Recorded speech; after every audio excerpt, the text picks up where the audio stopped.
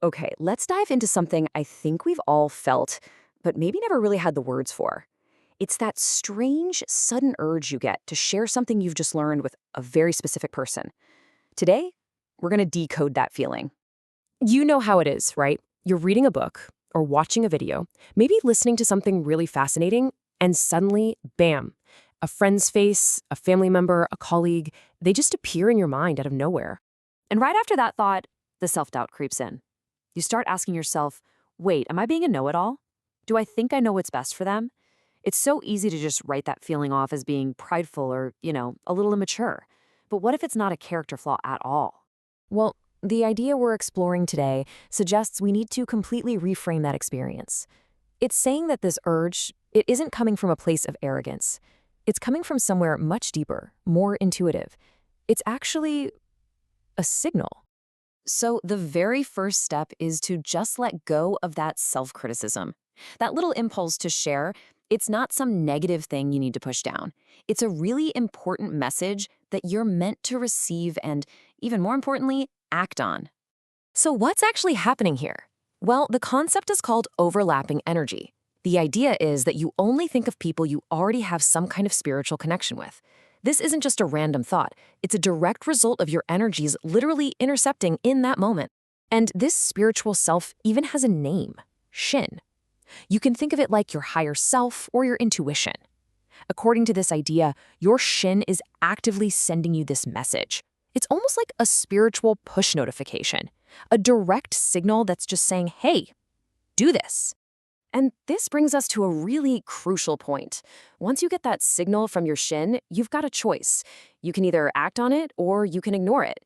And the path you choose, it has very, very real consequences for your own spiritual energy. Let's look at what happens when we just brush it off. You get that impulse and you think, nah, I probably shouldn't, or, oh, I'll do it later, but then you never do. When that happens, you are actively suppressing that spiritual signal. And there's a real cost to doing that. Suppressing these impulses is kind of like dimming a light inside of you.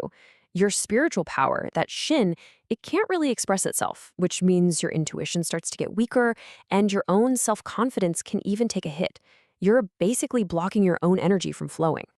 But on the flip side, what happens when you actually listen? When you just send that text or share that link or recommend that book without giving it a second thought? Well, this is where things get really powerful. I mean, the contrast between these two paths is just, it's night and day. Inaction kind of leads to your spiritual self getting weaker. But action, just trusting that impulse, that invites fortune. It makes your intuition stronger. And it allows for this amazing exchange of energy that brings blessings right back to you. Okay, so how does this really work?